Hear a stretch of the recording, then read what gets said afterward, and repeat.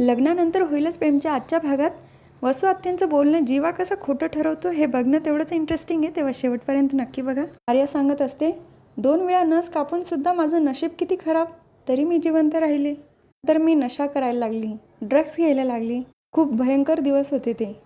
जे हात लोकांना वाचवण्यासाठी सज्ज असायचे तेच हात स्वतःला कणकण संपवायला लागले. त्यानंतर एंट्री झाली एका हिरोईनची, आणि ती म्हणजे नंदिनी मोहिते. तिने मला बाहेर काढले या सगळ्यातनं. निवासला घेऊन गेली, माझ्यावर योग्य ती ट्रीटमेंट केली, रात्रंदिवस माझी काळजी घेतली. मी बरी होईपर्यंत मेडिकलची डिग्री होती माझ्याकडे, पण इंटर्नशिप सुटली होती. बऱ्याच ठिकाणी शब्द टाकला, सिनियरशी भेटीगाठी घेतल्या आणि माझा जॉब मला परत मिळवून दिला. माझ्यासाठी जे नाही ते केलं. जीवा पण खूप कौतुकाने बघत असतो नंदिनीकडे. त्याच वेळेला वसू आत्यांचं लक्ष या तिघांकडे जातं. हे तिघं रूममध्ये जाऊन नेमकं काय बोलतात? लक्ष ठेवायला पाहिजे, काहीतरी चालू आहे यांच्यामध्ये. मला शोध घ्यावा लागेल. तर दुसऱ्या जिन्याने वर येतात. आर्या सांगते, नंदिनीमुळे मी मूव्ह ऑन झाली, पुढचं शिक्षण घेतलं, लहान मुलांची डॉक्टर झाली, बायकांची डिलिव्हरी करायला लागली आणि त्या लहान बाळामध्ये माझं बाळ शोधायला लागली. पण कधीतरी खचल्यासारखं होतंच. मला तुमच्या बाळाला जन्म द्यायला आवडेल. कुठेतरी माझ्या बाळालाच जन्म देते असं वाटेल मला. आणि जे तुम्ही मला म्हणायला पाहिजे तेच मी तुम्हाला म्हणते. प्लीज मला एक चान्स द्या. तुमच्या बाळाची आई होऊ द्या. त्यावेळेला वसू आत्या दरवाजाला कान लावून ऐकत असतात आणि लगेचच त्यांच्या मागे मानिनी काकू येतात. वसू आत्यांना हात लावून विचारतात, काय काय करताय का इथे जीवानंदिनीच्या रूमच्या बाहेर? तिघांना पण मानिनी काकूंचा आवाज येतो. चोरून ऐकताय? तेव्हा वसू आत्या मानिनी काकूंना बाजूला घेतात. हे बघ इकडे, मी काय सांगते ते नीट ऐक. आपल्या घरामध्ये काहीतरी मोठा प्लॅन शिजतोय.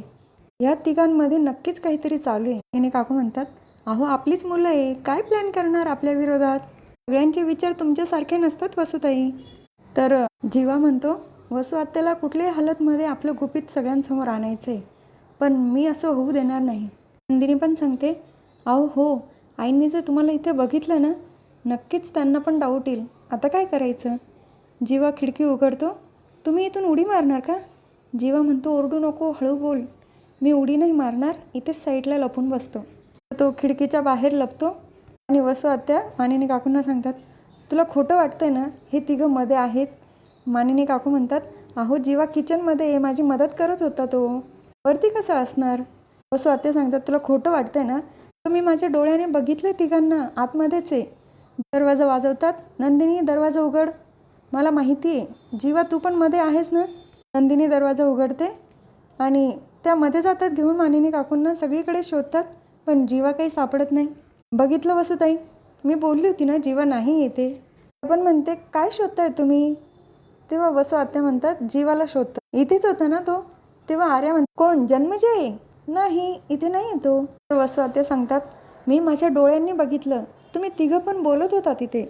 आर्या सांगते, मला असं वाटतं ना वसू आत्या, तुमच्या चष्म्याचा नंबर वाढला असेल. तर वसू आत्यांचं लक्ष खिडकीजवळ जातं. ही खिडकी तर बंद होती ना, आता उघडी कशी? तिथे येऊन बघतात. जीवाला तर खूप टेन्शन आलेलं असतं. खाली काव्या असते आणि वसू आत्या टाळ्या वाजवून तिला आवाज देत असतात, ए वरती बघ काव्या, इकडे इकडे. पण काव्याने कानामध्ये हेडफोन लावल्यामुळे तिला काय ऐकायला येत नाही वसू आत्यांचा आवाज. आणि जीवा मनातच म्हणत असतो, काव्याने वर नको बघायला, नाहीतर सगळं संपेल. काव्या तिथून निघून जाते, पण तिचं लक्ष काही वर जात नाही. तर मानिनी काकू पण टाळ्या वाजून वसू आत्यांना बोलवतात, चला वसुताई, चला आता खाली चला, भुका लागल्या असतील सगळ्यांना. तर जीवा खिडकीच्या बाजूनेच खाली उतरतो आणि जिन्याने वर येतो पुढच्या दरवाजाने. काय झालं आई, कोणाला शोधताय? जीवाला समोरून आलेलं बघून वसू आत्यांना तर धक्काच बसतो. अरे तू इकडून कसा आला? तू रूममध्ये होता ना? जीवा सांगतो, मी तर खाली होतो. आधी तू मला काम सांगितलं, त्यानंतर मला महत्त्वाचा कॉल आला म्हणून मी बाहेर गेलो होतो. पण मग तुमच्या सगळ्यांची ताटं वाढून ठेवली, चला पटकन. आणि मानिनी काकू आर्याला म्हणतात, आर्या सॉरी हं, हे सगळं तुला बघावं लागलं. तेव्हा आर्या म्हणते, नाही नाही, मला तर खूप मज्जा आली. मानिनी काकू सांगतात, मज्जा आली तिला. सगळ्यांना खाली घेऊन जातात. तर वसू आत्या विचारत असतात, नेमकं जीवा इथून बाहेर गेला कसा असेल? खरंच माझ्या चष्म्याचा नंबर वाढला आहे. आर्या मागून येते, हो, ओरडत निघून जाते. वसू आत्या तर खूप चिडतात तिच्यावर. तर सगळे जेवणासाठी बसलेले असतात. विक्रम काका म्हणतात, करा सुरू. लगेच जीवा चमच्यामध्ये गुलाबजाम घेतो. हे काय जीवा, आज नंदिनीचा वाढदिवस आहे. जीवा पण म्हणतो हो, मी नंदिनीलाच भरवत होतो. तिला घास खाऊ घालतो. नंदिनी पण जीवाला घास भरवते आणि दोघांना बघून आर्या इमोशनल झालेली असते. तिला जीतबरोबर घातलेले एक क्षण आठवतात. तेव्हा काव्या सांगते, अगं आर्या, काय झालं तुला? मानिनी काकू सांगतात, आर्या तू इथे आलीस, आम्हाला खूप बरं वाटलं हां. मेन म्हणजे काव्या नंदिनीला बरं वाटलं असेल. ते सांगतो, हो खरंच आर्या, तुम्ही आलात ना, खूप छान वाटलं.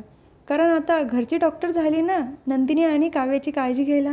म्हणजे आता आम्हाला टेन्शनच राहिलं नाही. आर्या, तुम्ही आता घरच्या झाल्यात हां.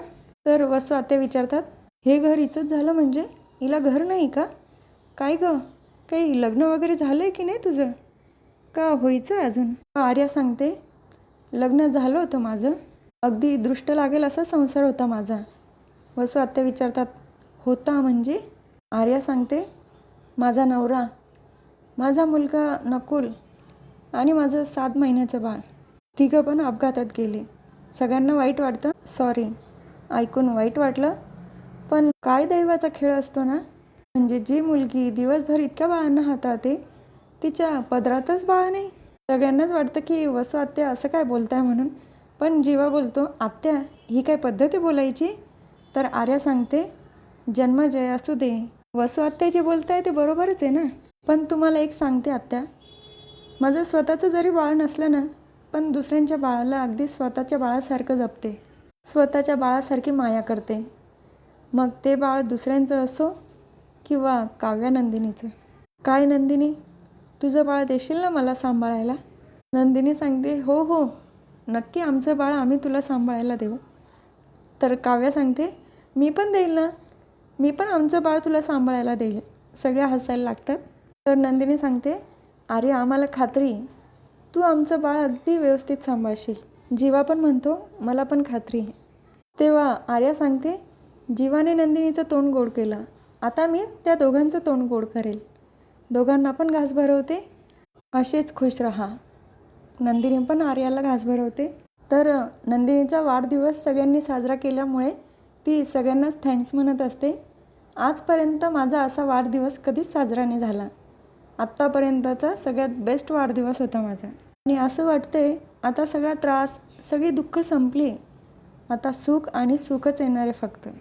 त्यानंतर सगळ्यांची जेवणं झालेली असतात.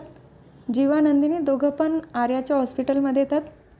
नंदिनी सांगते, पुन्हा एकदा खूप खूप थँक्यू. आर्या सांगते, आजपासून तुम्हा दोघांना आनंदी ठेवण्याची जबाबदारी माझी आणि माझे लाड पुरवण्याची जबाबदारी तुमच्या दोघांची. जीवा म्हणतो, डन डन. पण हो, आपलं हे सिक्रेट आपल्या तिघांमध्येच ठेवायचं असेल तर इथून पुढे आपण असं घरामध्ये एकत्र नको भेटायला. वसू आत्याने बघितलं ना, पकडलंच असतं. तेव्हा आर्या म्हणते, हो रे जीवा, काय हिरोगिरी केली तू. नंदिनी सांगते, बस बस आर्या, आता जास्त कौतुक करू नको, नाही तर हाऊस द जोश म्हणून खिडकीतनं उड्या मारतील हे. जीवा म्हणतो, बरोबर आहे, आता दरवाजातनं येणं बंद, खिडकीतनं डायरेक्ट उडी. आर्या आणि जीवा दोघं पण हसतात. तर नंदिनी रागानेच बघते. दोघं पण तोंडावर बोट ठेवून शांत होतात. तर काव्या आणि पार्थ त्यांनी जी लिस्ट काढलेली असते लोकांना भेटण्याची, त्यामध्ये सर्वात आधी संतोष शिंदे म्हणून नाव असतं, त्यांच्याकडे भेटायला जाणार. तर पार्थ अख्खी बास्केटच भरून आणलेली असते. एवढं इनफ आहे का अजून काही घ्यायचं आहे? काव्या म्हणते, हे काय पार्थ, आपण पिकनिकला चाललो आहे का? पार्थ म्हणतो, माझी बायको प्रेग्नेंट आहे, तेव्हा हे सगळं तर लागणारच. आणि काव्या, तुम्ही माणसांची इतकी काळजी घेताय, त्यांच्याबद्दल इतका विचार करताय, तेव्हा मी तर एवढं करू शकतो ना. तेव्हा काव्या सांगते, देशमुख, एक ही तो दिल है, कितनी बार जीतोगे? तेव्हा पार्थ म्हणतो, हर बार. तर काव्या म्हणते, चला आता आपला पहिला विटनेस संतोष शिंदे. तर हा भाग इथेच संपतो. पुढील भागात बघायला मिळतं की नंदिनी जीवाला विचारते, आपण जे करतोय ते बरोबर तर आहे ना. तेव्हा आपण सांगतो, आपण दोघं जोपर्यंत एकत्र आहे तोपर्यंत कुठल्याही गोष्टीवर मात करू. तर सरोगेट मदर म्हणून आर्या सामंत यांची ॲग्रीमेंट बनवलेलं असतं. पण आर्याची सही करण्याची काही इच्छा दिसत नाही, हे नंदिनीच्या लक्षात येतं. कारण ती खूप विचारात दिसते, सही करू की नको.